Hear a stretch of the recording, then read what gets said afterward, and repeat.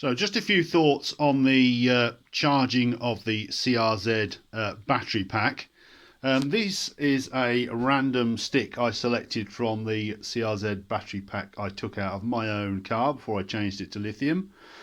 And I have checked the capacity of this. I charged it up and balanced it and then checked the capacity, and it gave basically at 1C, which is 5.75 ampere hour for these cells, it gave almost 5.75 ampere hours capacity. It gave about 5.7 ampere hours, which was very, very good. And it didn't appear to need any actual cycling, it just appeared to need the low current balancing charge. I did give it one deep cycle to 0 volts, and that didn't result in any significant improvement in the capacity. So I think for the first stage of the CRZ sort of battery reconditioning project, we can just concentrate on the simple grid charging, and we can leave the discharging for later if grid charging doesn't work in your particular case. So I've been testing the pack or these cells using my programmable DC electronic load, and that's the one I got those results from.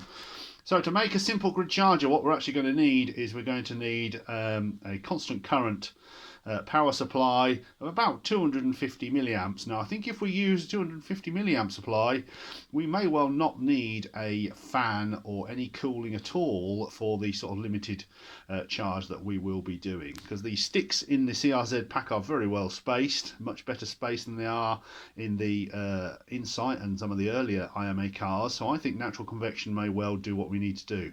Plus the total amount of power that we're going to be putting into the pack is going to be very low. It's not going to be more than about 36 watts, so that's not that much, and I think that natural cooling will probably do it. But so we'll see anyway. So obviously I've been testing a couple of LED power supplies, a potential for this. You need a constant current LED power supply, an isolated supply. So I'm testing currently 2 of these. These are really cheap horrible Chinese things, but they may well do the job. And you can see at the moment this one is outputting 250 milliamps basically at 72 volts.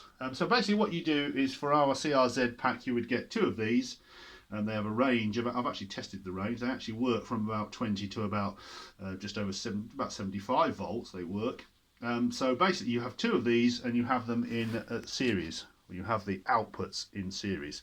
So you would have the inputs in parallel, and I've only got one connected at the moment, but you would have these in parallel, so they basically plug into the mains, and then you would have the outputs in series. So you would be using the negative from this one, positive from this one would go to the negative of that one. So you're basically going to get about 130, 140 volts total at 250 milliamps, and that's exactly what we need for charging the CRZ pack. And what you would do is you would simply connect it to the pack and leave it for at least 24 hours. And in that time what will happen is that if cells are unbalanced, it will bring them all up to the same peak voltage, and the full cells, which will reach full obviously first, or the fuller cells which will reach full first, will just slowly burn off the excess by gentle heating. And because we're only going to use 250 milliamps, that's well within the sort of constant current capability of these cells. So that's what we're looking at. So that's just testing at the moment, and I'll obviously try this on my other pack and I'll let you know about that. So if we go and look at the pack, this is obviously isn't the walkthrough video, this is just to give you an idea. So this is the pack basically on the bench. I've put the cover, just rested it on there, and that's obviously that bit of rear trim that we have at the back there. So let's assume we don't have to remove that, because I think this will come out from under here with a bit of persuasion, so you have to take the black spare wheel type bracket off. I'm just going to lift this off for now, because obviously it's not connected to anything, but I don't think you'll have to take that off.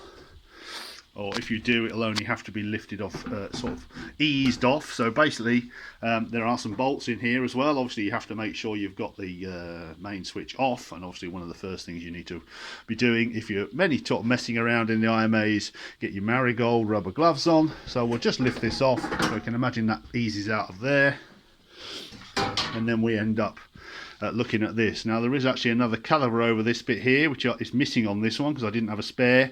That doesn't need to come off, that just stays on there, so you don't need to do anything with that. And the only connections we're interested are the ones on this end here. So you can see I've actually labelled this, that's the positive. So if we're using our crocodile clips, all you would do is you would clip one of the crocodile clips onto this positive here, and then the negative is over here, and you would clip the negative to that, and then you would turn the main switch on, and then you would turn your power supplies on, and that's it. Basically, you just leave it then for 24 hours. You come back to it, you turn the main switch off, you disconnect your charger, and if you don't have to put the cover back on to actually test the car, turn your main switch back on, and then test the car and see how it performs. What should happen is that the system should recognise the fact that the battery is now at a higher voltage and fully charged. So you may find that the car will do a positive recalibration, which means that the state of charge gauge will go across to 7 or 8 bars or more, and you should find it significantly improved. Now, interestingly, one of the other members has suggested that the usable capacity can reset itself, which is quite unusual. I wasn't expecting that, so if that is the case, then that's great. But I'm also looking at another device which will perhaps enable us to reset that usable capacity manually, but that may not be necessary. So that's basically the two connections anyway. Two connections here. Positive goes to this connection here, negative goes to that connection there, and that is basically it as far as the IMA charger is concerned. Well, we may need some cooling, but we'll address that potentially later on. I'll test my pack and see how it does without any cooling, and we'll see what the temperature rises are like. Now, on the bench here, this is a CAN intercepting device here. This is a CAN analyzer, and I've attached it to this OBD plug, and here I've got a pass-through connector. So what I'm going to do is I'm going to plug this into the car, this pass-through connector. I'll plug my CAN analyzer into here, and then this one goes to my HDS. So when the HDS is sending commands backwards and forwards to the car, I can analyze and capture the data that it's sending. So my plan is to try and capture the data for setting the state of charge and the usable capacity and things like that. Just some nice useful functions. If we can intercept those and capture those and confirm that we can transmit them and they still work, then we might be able to make a little device which will allow us to do those functions without actually having to have an HDS, just some sort of simple little device that plugs into the OBD port, press a button, and it resets the usable capacity or state of charge or whatever. And that's all useful stuff for later on when we start trying to control the AMA, and it all just helps with the research. So that's where we are. It's raining here today, so probably not much work outside, although I might go and sit in the car and do some CAN interception work and see how that happens. But at the moment I'm stress testing this power supply. So I've got this working at its maximum. It's about 18 watt output, this one, and rated at 18 watts. So we'll test it and see what happens. Then I'll connect these two together, and then I'll connect them to the CRZ battery, which you see out on the bench over there, and we'll see what the temperature rise. I'll put a probe inside the case, and we'll see what the temperature rise is like inside there after 24 hours balance charging. And if it's not significant, then I think we probably don't even need to bother with the cooling, as we mentioned. So that's where we are today. So still lots of work going on, and I'll keep tinkering.